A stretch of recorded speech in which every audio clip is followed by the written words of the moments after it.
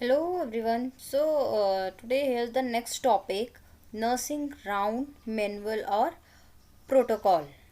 First of all we will discuss about the nursing round. What is nursing round?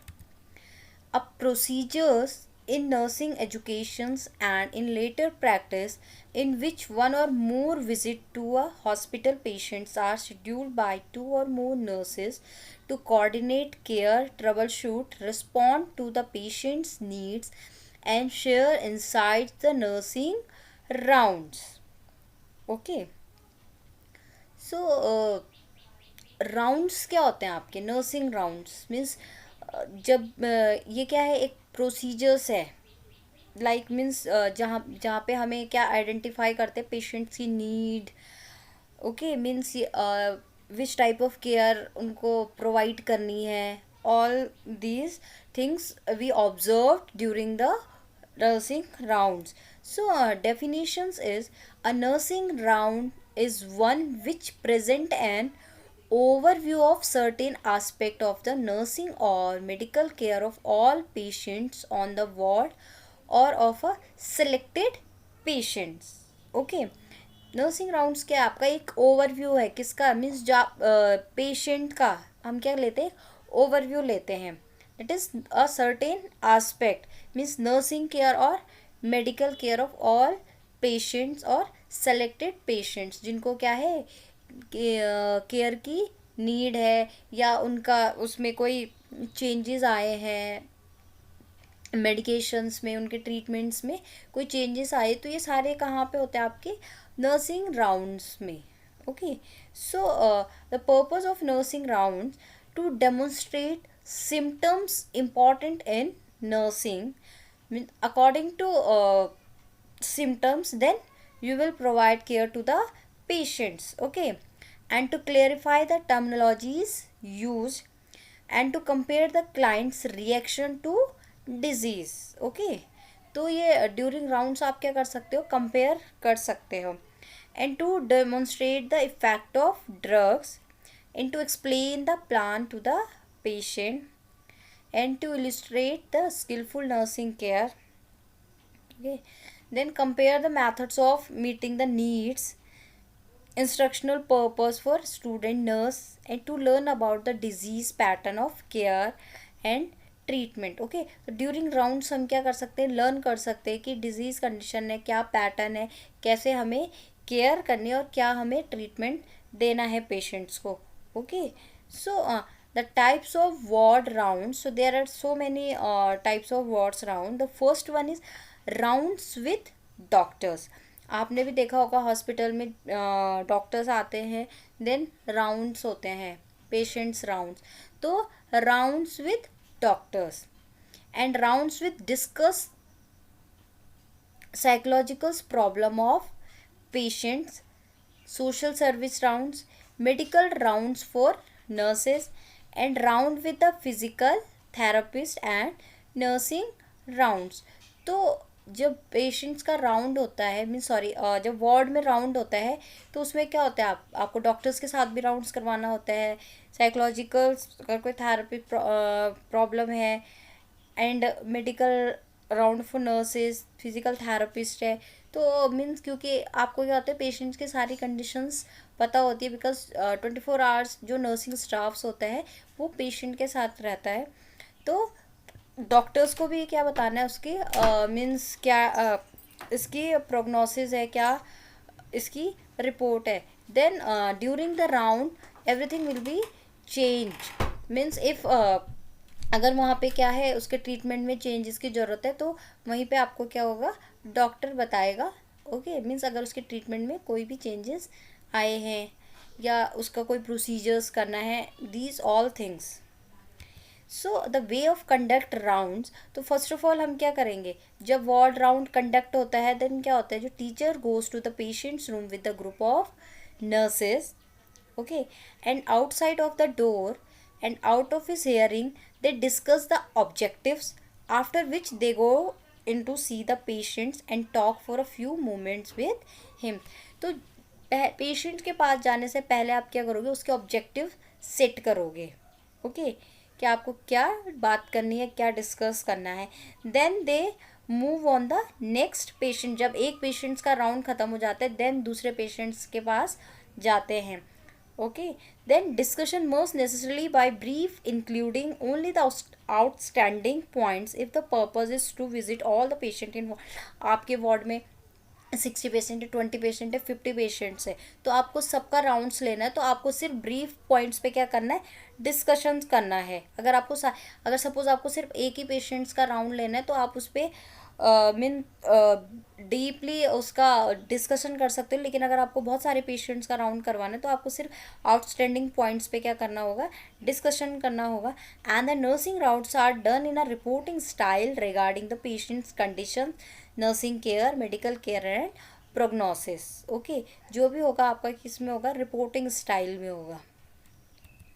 The next is nursing rounds disadvantage or advantage. There are some advantage or disadvantage also. So first of all, the advantage of nursing rounds. Okay, so this method is a mean of testing the knowledge of students and their acquaintance with all the patients on the floor. Okay, जैसे कि आप लोगों की ward में क्या होती है, posting होती है. आपको पेशेंट दिए जाते हैं, ठीक है, कि आपको ये पेशेंट्स देखने. तो टीचर्स आएगा आपके साथ राउंड लेगा, तो उससे आपका क्या पता चलेगा, नॉलेज पता चलेगा स्टूडेंट्स को कि okay. And the students who are informed prior to rounds the benefit the maximum in a real life teaching methods. And the no other type of round is substitutes for nursing rounds. ये क्या होता है आपको, it is very valuable for the head nurse to go on regular nursing rounds with the clinical instructors. ठीक है, अगर वो regularly clinical instructors के साथ राउंड पे जा रहे हैं तो उसको क्या बेनिफिट होगा, उसको पेशेंट्स की सारी कंडीशंस के बारे में पता होगा. ओके, और होना भी चाहिए, क्योंकि जब आप वार्ड में होते हैं तो आपको सारे पेशेंट्स को क्या करना पड़ता है, ऑब्जर्व करना पड़ता है, देखना पड़ता है पेशेंट्स की क्या कंडीशंस है. And an intelligent nurse with creative abilities may find many others way of successfully assisting student nurse to develop nursing skills. And the round help in orienting a new nurse student to the patients. Okay, the next is disadvantage of nursing rounds. Disadvantage क्या है आपकी, जो patient की confidentiality होती है वो क्या होती है, हैम्पर्ड होती है. ओके, हम बोलते हैं ना we should maintain the confidentiality, but during the round ये क्या हो गया, आपकी हैम्पर्ड होगी. And the patient may overhear the discussions and may not like the thought that is he is being talked about. Okay, आपके बारे में भी अगर कोई डिस्कशंस करता हो तो आप भी क्या होते हो, मीन्स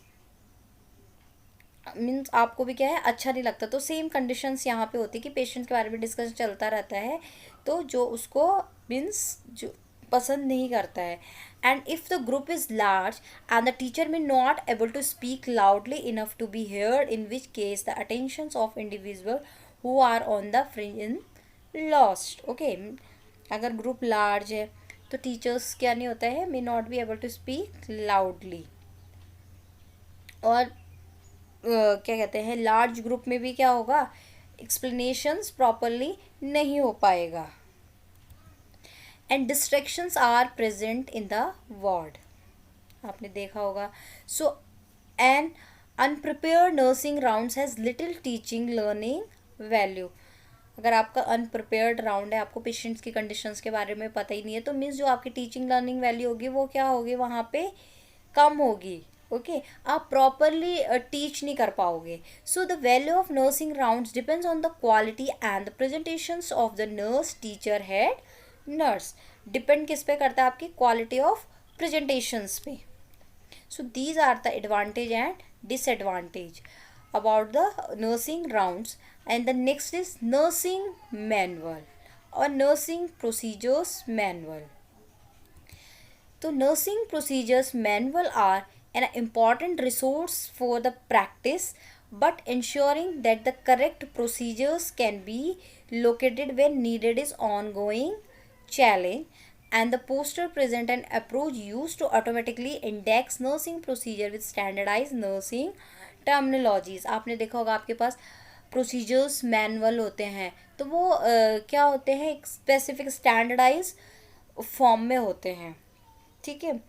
ये क्या होता है आपका resource for practice, but means आपको अकॉर्डिंग टू पेशेंट्स कंडीशन आपको क्या करना है, करेक्ट प्रोसीजर्स करना है जिसकी नीड है।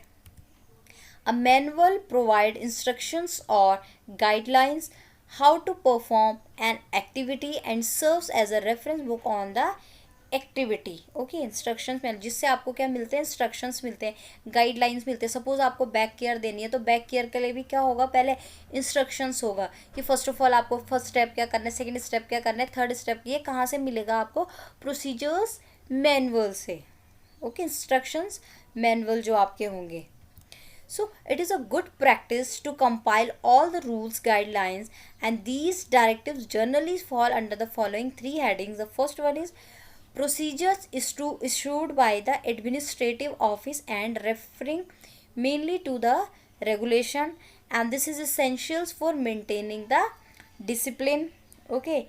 The next is procedures manual, example lab procedures manual होंगे आपके, nursing procedures manual होंगे, different types of manual, and the unit procedures outline the procedure to be used in the unit. Okay, एक तो आपका administrative office से होगा, एक जो आपके प्रोसीजर्स मैनुअल होगा, जैसे लैब के प्रोसीजर्स क्या होंगे, अलग होंगे, आपके नर्सिंग प्रोसीजर्स क्या होंगे, आपके डिफरेंट होंगे, और यूनिट प्रोसीजर्स आप कहाँ करोगे, सिर्फ यूनिट में। And the contents of the manual, particularly in relation to the specific procedures, will be more acceptable if compiled following a group discussion.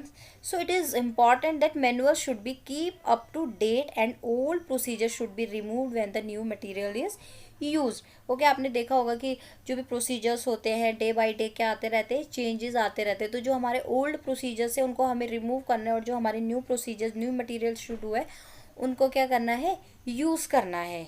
Okay, the next standing orders और nursing protocol. Okay, so standing orders are specific instruction regarding treatment for condition that nurse and other health workers may encounter in home, school, and industries where a doctor is not readily available, and the standing order are intended to provide treatment only in emergencies and temporarily in the absence of a doctor they should be limited. Okay, standing orders क्या होते हैं आपके, ये instructions होते हैं, guideline होते हैं जो हमें क्या करना है, फॉलो करना पड़ता है। इन केस पेशेंट्स की कंडीशन क्या हो रही है, मीन्स पेशेंट की कंडीशन में इम्प्रूवमेंट नहीं हो रहा है, उसकी कंडीशन सडनली क्या हो गई है, एकदम मीन्स सिक हो गया है पेशेंट और डॉक्टर्स वहाँ पे अवेलेबल नहीं है, तो आप क्या कर सकते हो, जो स्टैंडिंग ऑर्डर्स है वो फॉलो कर सकते हैं, but in only emergency situations. Okay, so use an urgent or emergent scenario in which the immediate action must be taken to support the patients. Okay, so all standing orders are reviewed and approved annually. तो जो means जो आपका responsible provider होगा must be sign standing order at a time of as soon as possible after executions of nurse initiated orders. Okay, तो definitions क्या आपकी nursing orders और nursing practice जो आपकी होती है, practice standard are descriptive statement and the effect the nature of current nursing practice, current knowledge and current quality of nursing care. As such, they are a mean of establishing accountability of nursing care and rendered by the professional cares.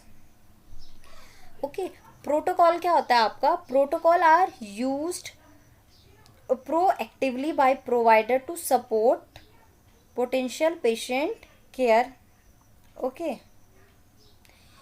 means example of standing orders like जैसा आपका hypoglycaemia, तो उसके एक standard order होता है, उसका एक protocol होता है कि आपको कैसे कैसे क्या करना है। ठीक है, हाइपोग्लाइसीमिया हो रहा है आपको, तो उसको आपको स्टेप वाइज इस टाइप क्या फॉलो करना है। लाइक चेस्ट पेन हो गया पेशेंट को, तो इसके क्या है आपके प्रोटोकॉल बने होते हैं जो आपको क्या करने होते हैं, फॉलो करने होते हैं emergency conditions. Okay, so to purpose क्या है आपके प्रोटोकॉल और स्टैंडिंग ऑर्डर्स के? To meet emergency situations in rural area and to deliver care at home, school and community, in to provide temporary treatment in the absence of doctors. तब तक आप patients की life saving के लिए क्या कर सकते हो?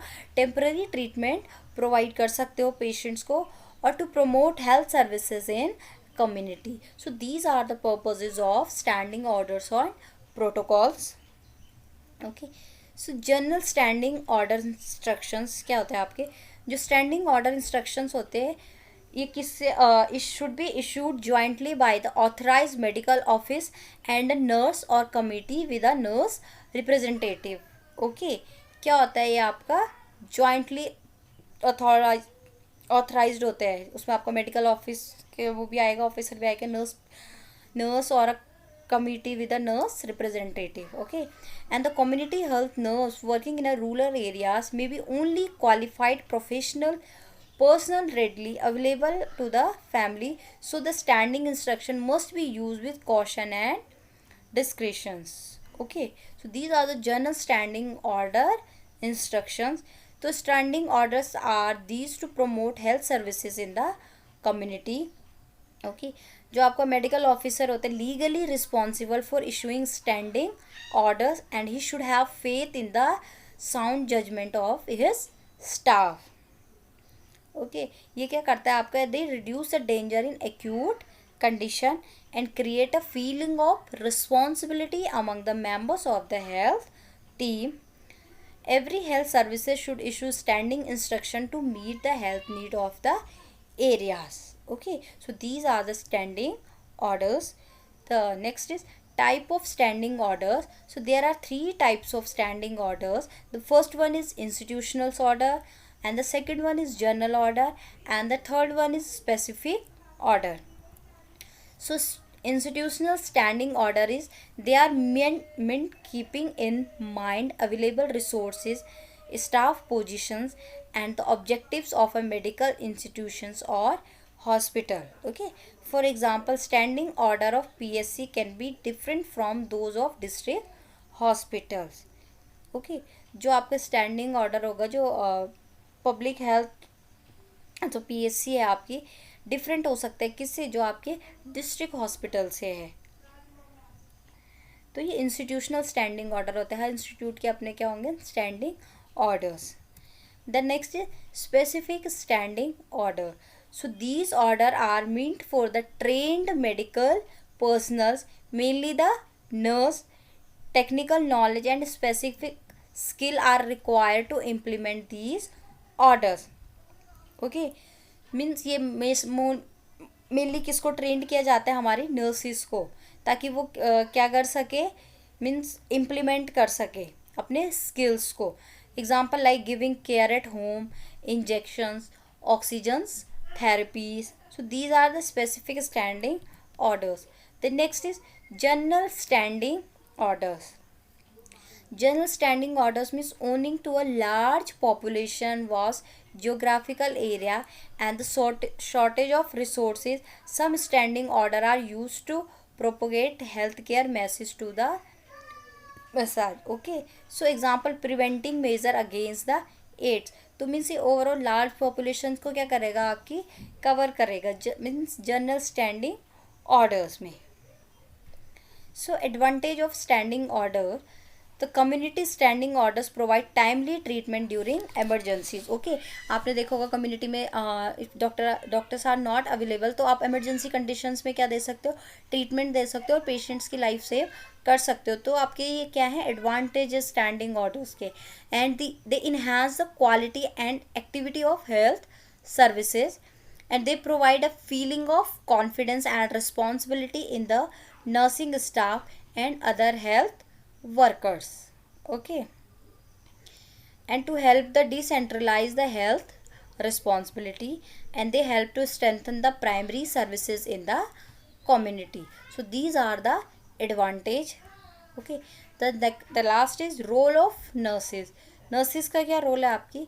The community health nurse should be skillful in recording the history and the physical examination in order to detect abnormality. Means जो भी आपकी कम्युनिटी हेल्थ नर्स है उसका क्या होना चाहिए, स्किलफुल होना चाहिए, प्रॉपर हिस्ट्री लेगी, फिजिकल एग्जामिनेशंस करेगी, देन अकॉर्डिंग टू दैट जो भी उसकी एबनॉर्मलिटी फाइंड आउट करे, according to that then she और he can provide the treatment. Okay, जो आपकी कम्युनिटी हेल्थ नर्स होती है should be promote the detecting appropriate actions of particular situations. Okay, ये नहीं है कि आपको पेशेंट को चेस्ट पेन हो रहा है और आप दूसरे एक्शंस ले रहे हो, नहीं, मीन्स आपको अप्रोप्रिएट एक्शंस लेना है पर्टिकुलर सिचुएशंस के लिए. So the nurse should maintain a record of vitals and others. The nurse should inform the health officer immediately if there is a communicable disease. Immediately क्या करना है, inform करना है. So he or she should keep the medication safe and ready to follow standard order and ensure a safe and healthy environment for the patient. So जो आपका recording and reporting it is an essential part of community health services. Then care are given to the patients. Okay, so thank you so much.